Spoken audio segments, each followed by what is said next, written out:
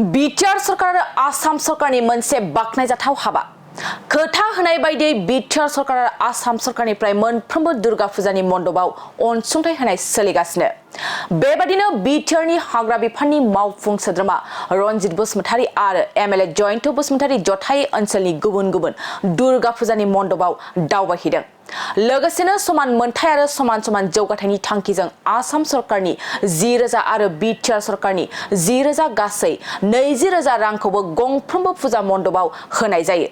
आरो रायजो राजाजों रायलायो दिनैबो चिरां जिल्लानि माखासे दुर्गा फुजानि मण्डपफ्राव थाद'नाय गैयाजासे दावबायहैनायखौ नुनो मोन्दों मावफुं सोद्रोमा रनजित बसुमतारी आरो एमएलए जयन्त बसुमतारीखौ दुर्गा फुजा दा बोथोर बेनिनो महानबमी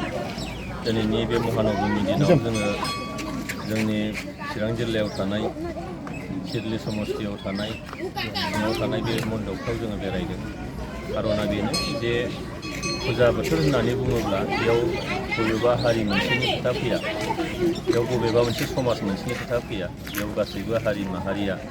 खौसेयै फुजाखौ सिबियो फालियो आरो फुजा होननानै बुङोबा मोनसे गोजोन खौसेथिजों लोगोसे बेयाव मानसिफोरनि लोगो हमलायनाय नुलायनायनि मोनसे बियो जायखौ होनो मिलननि थलि होननानै बुङो दा बेखायनो जोङो जिथु इउपिपिएल दोलोनिफ्राय जोंनि सरकारा बेखौ बुंदों जे मोनफ्रोमबो हारि माहारिनि गेजेराव सममर्यादा समबिखासनि खोथा समान मोनथाय समान जौगानायनि जे बाथ्रा दा बेखायनो जोङो मोनफ्रोमबो फुजा मण्डपआव बेरायनायनि खार'ना बा बेयाव दर्शन खालामनायनि खार'ना बेनो जे जोङो जायफोर जोङो सरकाराव दङ जायफोर जोङो पाब्लिक रिप्रेजेन्टेटिभ दङ जों बयबो बै मण्डपफ्राव जुदि थाङोब्ला रायजो राजाफ्राबो मोनसे बे जों जे बे फुजानि गेजेरजों गोजोन खौसेथिखौ जों लुबैदों जोंनियाव जिथु सान्थिया फैबाय आरो बे सान्थिया जाहाथे आरोबाव जोरसार जाथों बिनिनो मोनसे मेसेज रायजो राजाफ्रा जाहाथे मोनो आरो बयजोंबो गावजों गाव मदद होलायनाय जाहाथे जायो आरो जेब्लानो बे मदद आरो खौसेथिया थागोन अब्लानो जोंनि गेजेराव गावजों गाव बिदा फंबाय सानलायनाय बे निस्सय फैगोन आरो बे उद्देश्यआवनो दिनै जोङो बे मन्दिरफ्राव दावबायफैदों आरो दिनैहाय आसाम सरकार आरो जोंनि बिटिआर सरकारनिफ्राय 10,000 करि फ्राय जेराव जेराव राजुहुवा बे मन्दिरफोर दङ मण्डपफोर दङ बेयाव होनाय जादों 10,000 करि ओंथिया बेनो जे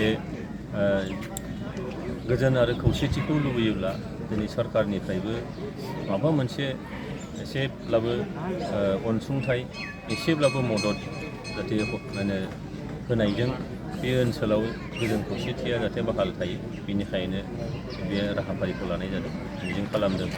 महानबमीनि बे दिनाव बयबो गोजोनखौ हास्थायगोन आरो गोजोनैनो बयबो थांनानै थानो हाथों बेखौनो जों लुबैयो सना रुफा आरो हिरानि जुवेलारि गाननो मोजां मोनग्रा सुबुंफोरनि थाखाय गोजोनथाव खौरां दासान्दि फुजा बोथोरखाय खम बेसेनाव फानगासिनो एमएससिबि जुवेलार्सआव सना रुफा आरो हिरानि समायना रमायना जोंख्लाबनाय जुवेलारिज एमएससिबि जुवेलार्सआव मोननो हागोन राजकोट जुवेलारि कास्टिं जुवेलारि कलकाता जुवेलारि मेसिनजों बानायनाय जुवेलारि आरो आखाइजों बानायनाय जुवेलारि लोगोसेनो हाबा हुखायाव गाननो थाखाय सना आरो हिरानि समायना जुवेलारिसफोरखौबो मोननो हागोन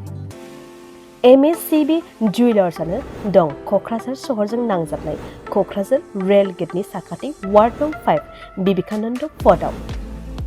एमएससिबि जुवेलार्सजों थोंजोङै जगाजग खालामनोबो हागोन 9954273079 जानबुं अनजिमायाव